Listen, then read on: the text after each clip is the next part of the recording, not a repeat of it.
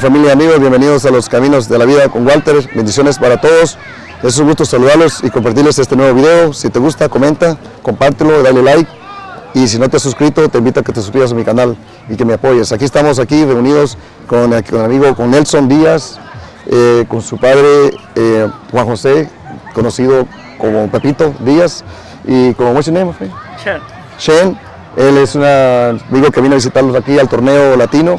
¿Es de la Universidad de Michigan? ¿Michigan University? Sí, es de la Universidad de Michigan. Ok, yes, ok.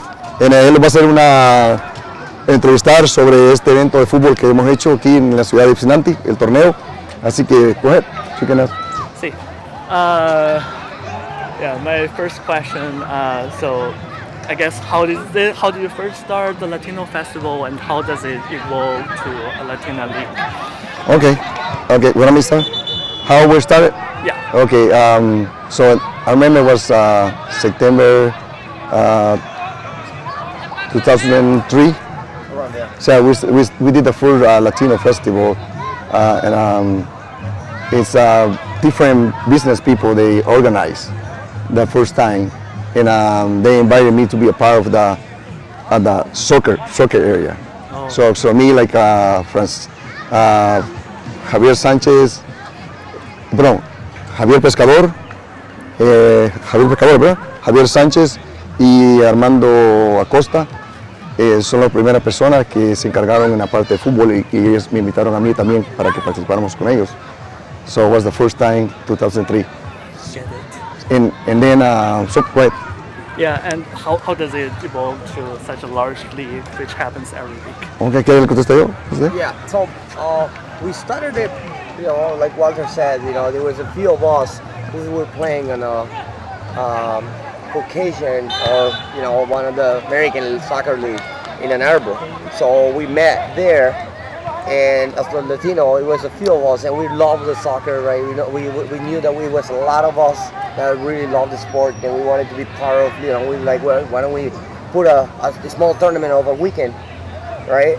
On one Sunday, and that's how it came up, the first Latino festival. We all came together, and then, we did it for for many years. How many years have we done it? Yes. Probably We at least 8, 10 years, 15 years. at least 50 years. Yeah. Some year we stopped and then we continue, and when COVID came, That was only a weekend. We only did it to, One day. celebrate the independence of Honduras, like from Mexico to Central America. To Central America, right? Central and Mexico, which Mexico belongs to North America. But we had the same date of independence, which is September 15th. That when the date that we had picked every year in order to have the tournament, the soccer tournament. So we saw they were successful. Every single event that you see here, it was going on every Sunday. I mean that Sunday on the 15th of each year. So it passed probably how long? Maybe a few years, 6 years, without us continuing doing it. We stopped.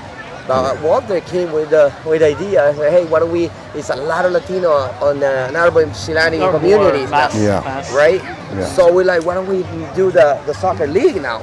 Like a soccer league, something that we can do every single Sunday. So, we started investigating. We started putting it together, and we knew we already have a huge community who love the sport, and and of course the family follow them.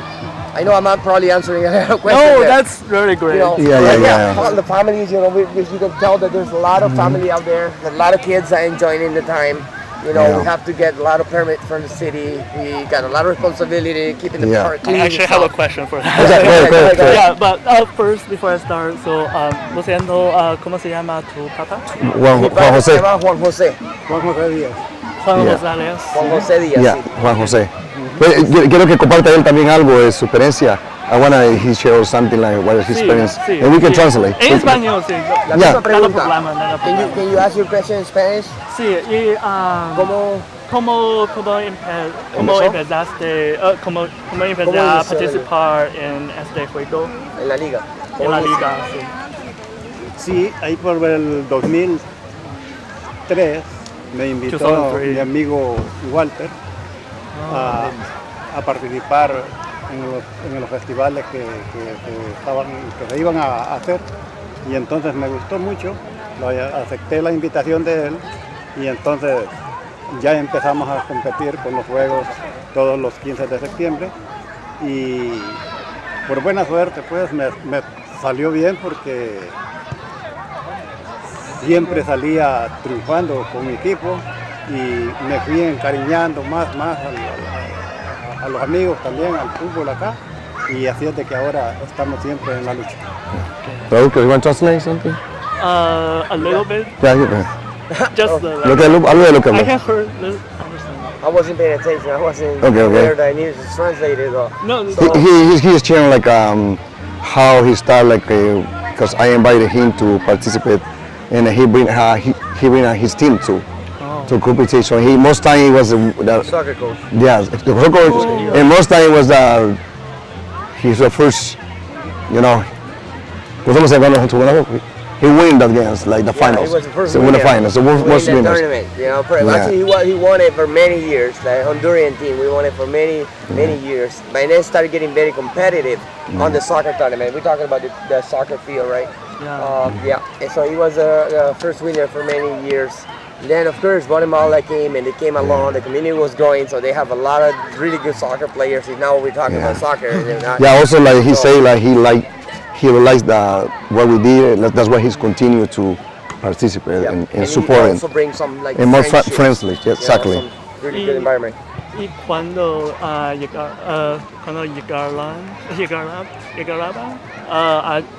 llegaba a los Estados Unidos. ¿Cuándo llegó? Cuando llegó y ¿de dónde es? ¿Cuándo llegaste a Estados Unidos y de qué país sos? Para mí la pregunta. Sí, la pregunta de cuándo llegó y de dónde es. ¿De Honduras? Honduras. Yo soy de Honduras, llegué en el 2003, así es que desde esa fecha estamos Yeah. aquí ya en la lucha. Yeah, he came exactly the year we started the first. Yeah, The 2000. first. Yeah, the first. Latino. ¿Y jugaste profesionalmente en Honduras? Semiprofesional, estuve participando en el Interest, right? ¿Sabes? Yes. Muy profesional. Yes. Sí. Real stories. Yeah, and next is for you. So I see that you managed to mobilize many members, and actually the people I talked to all know you. And Okay. How did you do that? So can you introduce a little bit about yourself? Well, How you can- because most everybody know me like this past 20 years, because I continue to participate in most Latino. We call it Latino festival, while we think really Latino festival, and it's like Independence Day, Central America, Mexico, and that's why most everybody know me. And for this last 20 years, everyone was talking like, let's do the soccer tournaments every summer, and we never started. And there So I take the decision, it's like my idea, and I invite them like, hey, let's do it this time. I wanted to do this, but I wanted you to help me. You know, and then more and more. there was this was only now my dream. It's a dream for everybody, most everybody dream. So and we're here. You know? And there are just more people, more Latino community here in Ann Arbor. Yes, yeah, exactly. Yeah. And also, can you elaborate a little bit on what you said last time about? I remember there is a huge mix here, right? Like people coming from different countries. How do you think about that? And also a little bit more about the story about inviting Japanese friends coming. Está preguntando de que explique un poquito de cómo llegamos a invitar otras culturas también, a otras personas. A juntarlos todos. Equipos de otros lugares también, de otros países. Hasta de algunos asiáticos, el equipito que tenemos con nosotros. Los jugadores en un equipo no es solo. I coach kids, you know, I play also semi-professional, and after I retired, I started coaching for a local soccer club here, Ann Arbor United. So I was coaching a lot of young kids, right? Now I'm 40 now. I'm still playing, so I'm actually 40 years old. But the kids that I was coaching, they're like 19, 17, 18, 19, so they can easily be playing. So when we put a team together, I knew that we needed some pieces. You know, we needed some great players. And I remember about those players that I was coaching that now they're becoming adults, they're teenagers. Like my son, one of my dreams was playing with my son. He's 16 and he's playing here. So my dream is coming true, playing with my son on the team. You know, and some of his teammates and kids that I was coaching that are from different countries, like Africa and the Japanese kids that we are invited. They had joined us this past years, this present year, and they're enjoying it. They're actually coming with their family and get some food. We have a lot of different. You can tell a lot of different food from different countries that we enjoy, typical food. Like actually there's somebody having some nice tacos there, enjoying it. And that's us every single Sunday, right? So thank you for your treat. Of course. El Salvador, yeah, no problem. Of course. The other day. So that day we kept inviting different families, from soccer players. Soccer is what it brings us together. Soccer is to be to have friendships, to build relationships. It's just not following a soccer ball. We all play for the same reason, but it's a friendship. At the end of the day, this is done, and then we still hang out and chill. So that's our goal. Yep, and it brings a lot of. You can tell. Exactly. You can tell. It brings a lot of kids playing around. A lot of people are staying away from other things that they shouldn't be. Right? But it's a great environment. It's very healthy, and we are very proud how nice the community has accepted. How it has become. Yeah. So we hope to pass on this passion for soccer to the next generation. Yeah, of course. That's what we would love. Yep. And then we're planning to continue doing it during the indoor time. So now it can be a year round. Yes, keep everybody busy. Yeah, keep everybody busy. Yes, and good. Education. Yes, Soccer, exactly. soccer education. Yep. Later, eventually, we will have probably an older soccer league, a ladies soccer league too, because they're also getting into soccer. Probably kids soccer games. Something that you can really grow into the community. Something that you can, So you hope the female members of the family could also get on the field. Exactly. And a lot of the generation of their kids are a lot of females and males that plays in the local clubs. So this generation is they're so in love with the sport. So we also got to work harder in order so we can build something for them to, keep enjoying it. Yep. And my next question is about the logistics of operating this game. So you talked something about obtaining permits.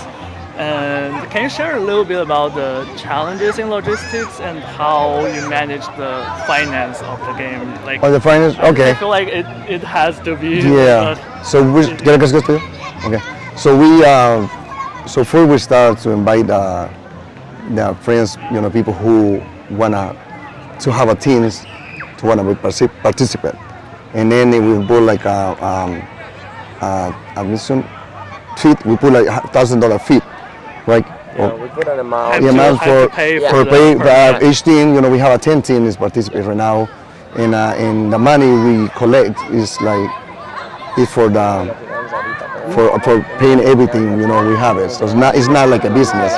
This is like it's family, and all money we collect we use for rent the field, for pay the deposit for the field, for the restroom, buy a nets. By everything. Just permit. We also needed a permit in order to ID. We made IDs. A permit from the city to allow us to play here. Is it like a crowdfunding? Like everyone Yeah, that's the thing. Those $1,000 we're talking about in order for one of the leaders of the soccer team to represent each team. They were. The $1,000 doesn't always come from the one specific person. It comes from all the players who wants to play. So at the end of the day, everyone pay $150, and everyone is taking and then they put it together, and then boom, we made the soccer league. It just so it's not like just it's not just everyone. Yeah. No matter if it was our idea to start it, like everybody have a vote, to make a decision, because it's I want everybody happy, and understand that they can talk to. And I just have 3 more questions. I don't want do way too much. So the next one is actually, sorry, this is another question. So how do you feel it's received by the city when you're applying for permit? Do you think the city welcomes the idea? Do you think? When we came to the city and asked them, right, they were down for it because they have seen in the past the festival that we only did in one weekend. and they loved it. You know, we will do insurance, we will do all the requirements. So they're like, yeah, you guys are down to do it. You know, we love the idea as long as you guys are responsible, you know, and keeping the park clean and keeping all the responsibility that comes with, of course, having a crowd of we having here almost 1,000 people during the entire weekend, during the entire Sunday, from 9 a.m. to 7 p.m. You know, 1,000 people. Yeah, like 200 people. You know, like only on the field there's like 25 to 30 people, and then we have another 50 people, 100 people there. Family. And they have all the bunch of people here. So it continues from 9 to 7 p.m. But back and just forth. to respond to the question, the city, I think they're coming along. They like the idea, and they love the idea of knowing and recognizing the Latino power, Latino community. As you can see here, most of these people here works on the construction part of an arbor, of YPSILANTI. You know, they are very, very handy. A lot of us work on roofing, landscaping, so are very hard-working people who are, you know, every single Monday, Thursday, Saturday, you know, work on the labor part. So this is a great part of the whole thing, you know. So you bring a good economy for the business around too, like the